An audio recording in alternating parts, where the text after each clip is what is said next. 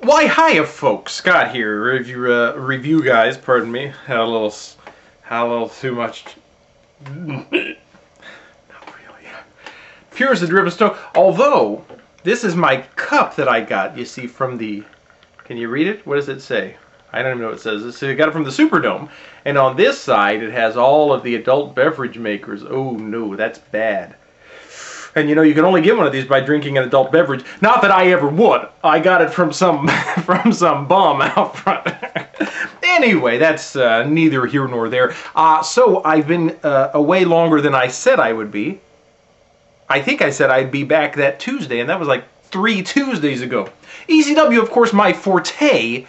So that's what we'll do tonight. When I did the last video, somebody commented, "Hey, why don't you review the things you're talking about?" He was angry. He was like sarcastic.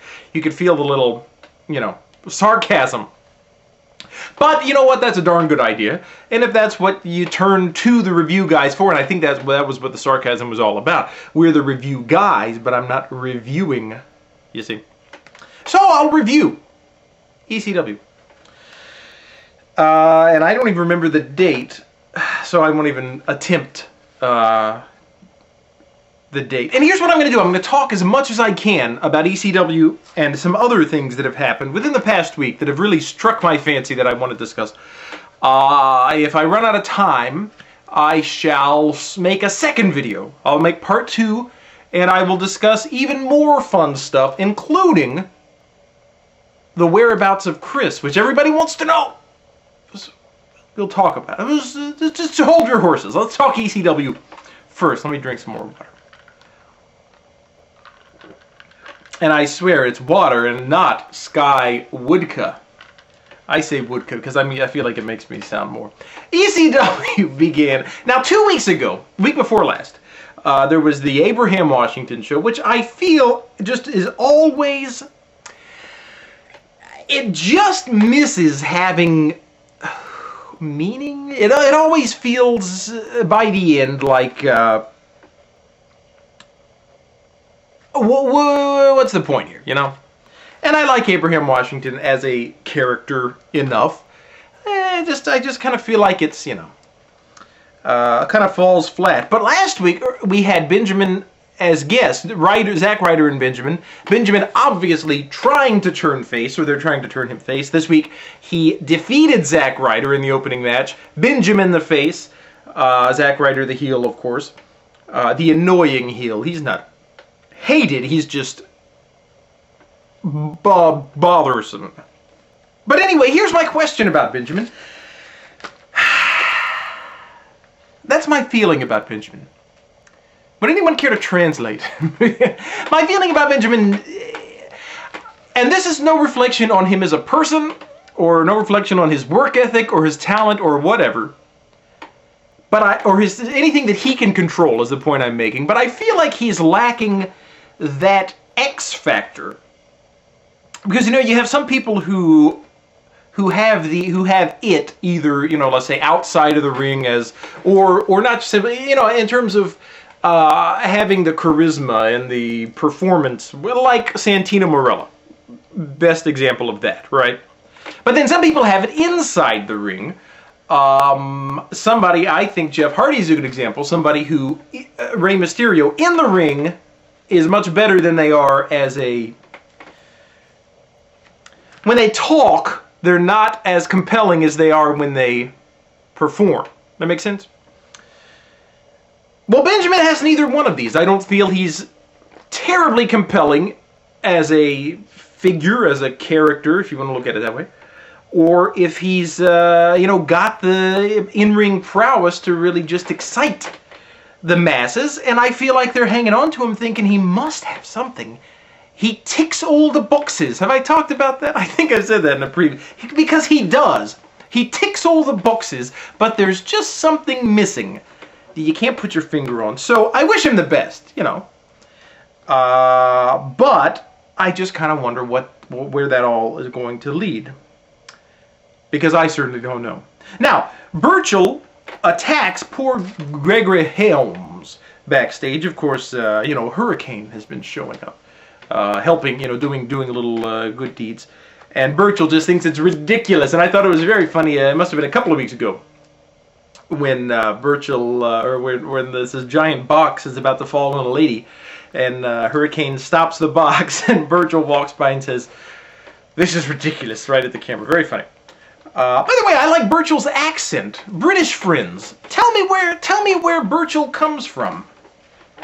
I assume somewhere in England, but tell me what part. Tell me what region, if you can. I'm just wondering, because we were talking about Finley having that funny Irish, what I consider a funny Irish accent, but then someone said, you know, and very rightfully so. Like, Americans have all kinds of accents as well. Now, this was an interesting episode. We had two jobbers for the price of one, or maybe not. But Kozlov showed up, right? Facing a young fellow by the name of Kevin Brooks. Kevin Brooks. Young fella. Little something for all the youngsters. I Ed Sullivan. I don't know why I felt the need to launch into that, but it made me feel better. So, let me tell you a little something about that. The jobbers, take note. All right? Kevin Brooks, this would have helped you. You were afraid of Kozlov, you see. Don't be afraid of Kozlov. You're in the ring to win. You're in it to win it. That's all I'm saying. We'll talk later. Kevin, message me. Anyway, yeah, so there's been this big thing, right? So, Kozlov beats a jobber. This is, what, 2-3 weeks running. Out comes Big Zeke Jackson, who, by the way, is very appealing as a figure. I wasn't sure what to make of him when he was with Brian Kendrick. Brian Kendrick. Did I talk about Brian Kendrick? My mind is just nevertheless. So Big Zeke comes out and he slams down the guy that Kozlov just beat, and then Kozlov has started. I mean, they've started going back and forth. Anything you can do, I can do better, says old Matt Stryker, which bothered me because I wanted to be the first to say that. In fact, I wanted to sing it in my Ethel Merman impression, which is classic. No, it's not. But Stryker stole my thunder. Anyway, yeah. So the question is Big Zeke going to be the face, the opponent to Kozlov, or are they going to merge, or is there going to be a collusion? Because they both wear red pants. I don't know, because you see, I just don't know. The other jobber, Tom James versus Tyler Rex. Now Tyler Rex, I'm really liking a lot, and my time is running a little short, so I'll try to keep this brief. I do like Tyler Rex. I really like. Okay, this is rambling, but I really like dreadlocks on white people. There was a girl in my Spanish class in college that had dreadlocks, and it was amazing looking. Can you think of any white person with dreadlocks that it doesn't work on? Just somebody tell me. Just somebody tell me that much. Can you do that? You can't, because it's a good point that I just made. Anyhow. So Burchell fights Yoshi Tatsu. Katie Lee smacks Yoshi with a belt for the DQ. The Burchells beat up on Yoshi. Then out comes Hurricane, which was nice. It was good to see him. He was back, and now we know who he's going to fight, Paul Burchell, because it has been leading up to that all week. Then anyway, Abraham Washington Show, special guest William Regal, who's been introduced as the #1 contender. Now,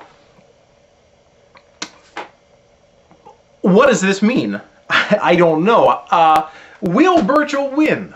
Now, Burchell is somebody that I think is an interesting figure. He's definitely a high mid-carder, and I just couldn't see him winning the belt. So I guess we're looking for Christian to retain for a little while. Is that right? Do you feel that? I feel it.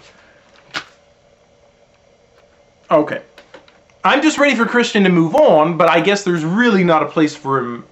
I guess SmackDown is where he would go, but there's not a place for him there now. Anyway, my time is about up, so I think I will now stop, and I will make a new video right now in which I will talk about a lot of other stuff. So,